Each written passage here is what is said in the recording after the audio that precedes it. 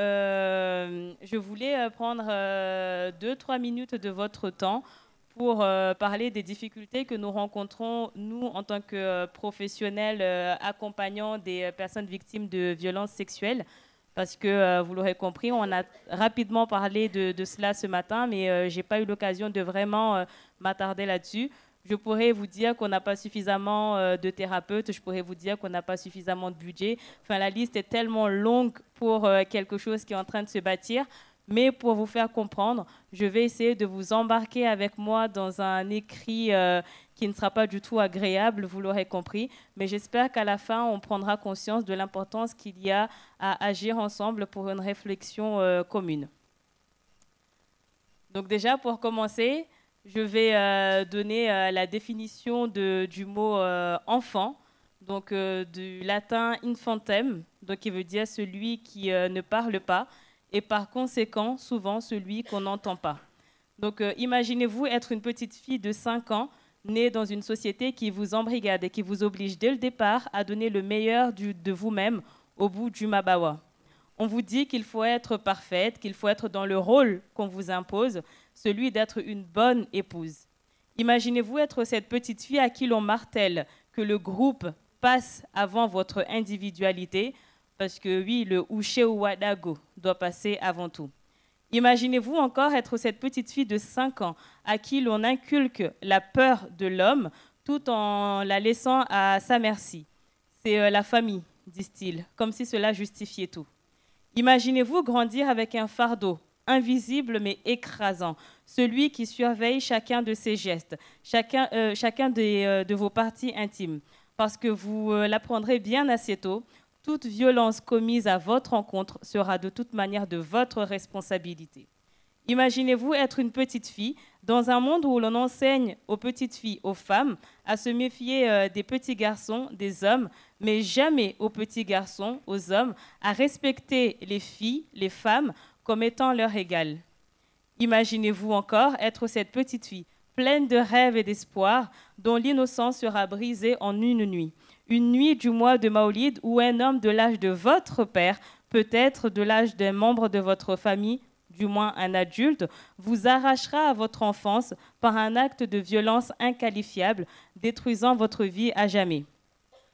Imaginez-vous toujours être cette petite fille brisée, à qui on n'a jamais appris à parler ou à se confier. On vous a seulement appris à vous taire, parce que rappelez-vous, vous devez être lisse et parfaite. Imaginez-vous encore, toujours, être cette petite fille luttant intérieurement pour exprimer la violence qui vous ronge, mais sachant qu'à force de tentatives, de toute manière, la culpabilité retombera toujours sur vous. Parce que vous êtes née femme et qu'importe l'âge auquel vous serez agressée, on jugera toujours vos actions avant même de se pencher sur les actions de votre agresseur. Les défenseurs zélés de ces hommes nous crieront toujours « mais la présomption d'innocence », oubliant commodément la présomption d'être victime.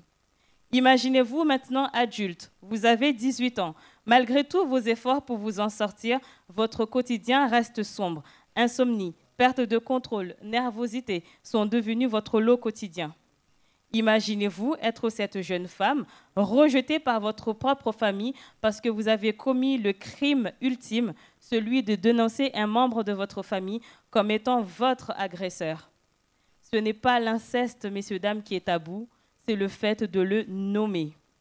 Osons libérer la parole, c'est ce que scandent toutes les associations, toutes les institutions depuis plusieurs années.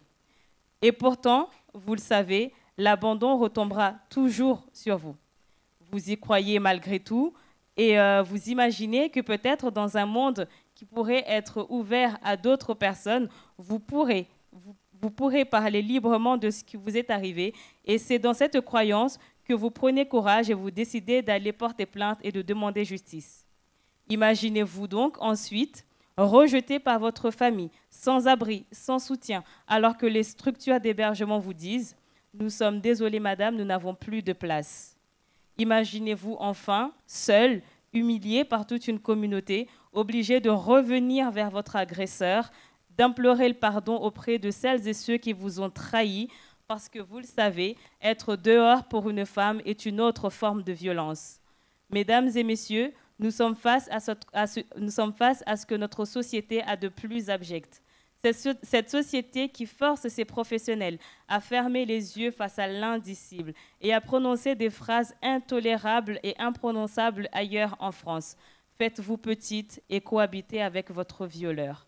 C'est dans cette réalité-là que la société mahoraise tente de survivre. C'est une société malgré tout qui lutte, qui résiste, mais qui, face à l'urgence sociale et sanitaire qui nous accable, ne fait jamais assez.